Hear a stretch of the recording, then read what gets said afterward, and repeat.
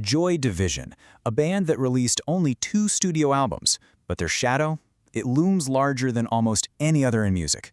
So how on earth did they create a sound that still echoes more than 4 decades later, and why are we still so captivated by their story? Well, let's get into it. I guarantee you've seen this image. It's everywhere, right? On t-shirts, posters, probably a few tattoos. It's the iconic cover of their first album, Unknown Pleasures. But this isn't just some cool, random design, oh no. What you're actually looking at are radio waves from a dying star. And, it's the perfect symbol for the band's entire journey. It's a story about art, about deep personal tragedy, and about an incredible rebirth that honestly changed music forever. So think about that. Just 2 albums, a career that lasted less than 4 years. How did Joy Division become this massive cultural icon? That's the real question here, and we are going to break it all down. Okay, so to really understand Joy Division, you have to go back to where it all started. And that means heading to the grim, industrial landscape of 1970s Manchester.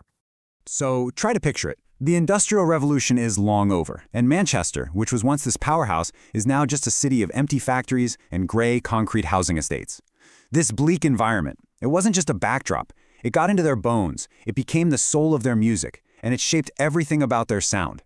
So how did this all come together? Well, their origin story is pure punk rock. In 1976, the guys who had become the band saw the Sex Pistols play, and that was it. They were so inspired, they decided to start a band right then and there, even though they could barely play their instruments. They started out as this raw punk band called Warsaw, but by 1978, something shifted. They became Joy Division. And with that new name came a totally new sound. It was sparse, it was atmospheric, and it was like nothing anyone had ever heard before. So, what was the secret sauce? How did they actually build that unique sound? Well, it really boils down to 2 crucial elements: the haunting lyrics from singer Ian Curtis and the absolutely groundbreaking production from Martin Hannett. First up, Ian Curtis. Now, this guy was not your typical rock lyricist. He was a massive reader, and his lyrics are just soaked in the themes of his literary heroes. You can feel the urban decay of J.G. Ballard, the isolation of Kafka, all of it. This gave their music this dark, intellectual depth that was just completely new at the time. And then you had the other half of the magic, the producer, Martin Hannett.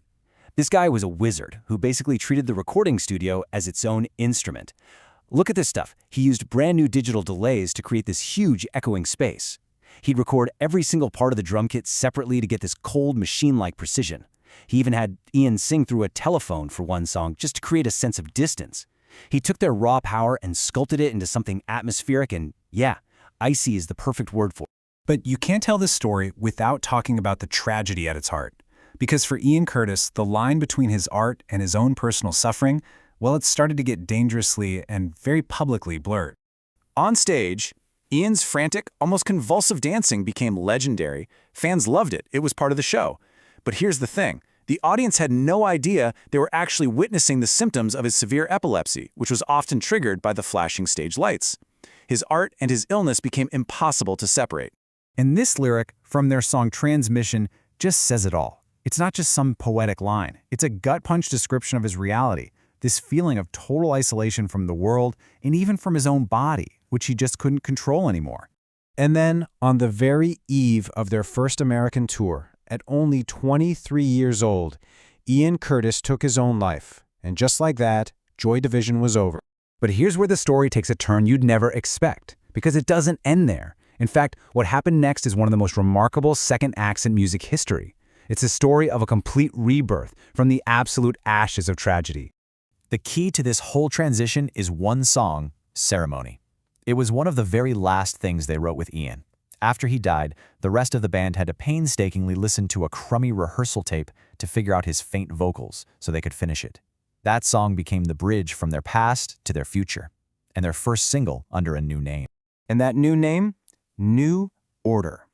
The remaining members, Bernard Sumner, Peter Hook, and Stephen Morris, were joined by Gillian Gilbert on keyboards. They made a pact to keep going, but they knew they had to do something completely, radically different. And that new direction led them to create Blue Monday, one of the most influential dance tracks of all time. The amazing thing is, the whole song was basically a series of happy accidents. A programming error gave them that iconic beat. They had to literally build their own gadget to get their drum machine and sequencer to talk to each other. And that famous album sleeve that looked like a floppy disk, it was so expensive to make that their label actually lost money on every single copy they sold. You can't make this stuff up. So when you step back and look at it, the legacy of that one small band from Manchester is just immense. The echo of Joy Division is everywhere. You can hear it in their contemporaries like The Cure and U2, in industrial bands like Nine Inch Nails, and right up to modern acts like Interpol and The X. They basically wrote the blueprint for decades of alternative music. Which leaves us with one last big question. Is the band's powerful legacy just a product of its tragic story? Or is the entire journey, from Joy Division's darkness to New Order's light, the ultimate proof that even from the bleakest cityscapes and the deepest personal pain, something truly beautiful and lasting can rise up?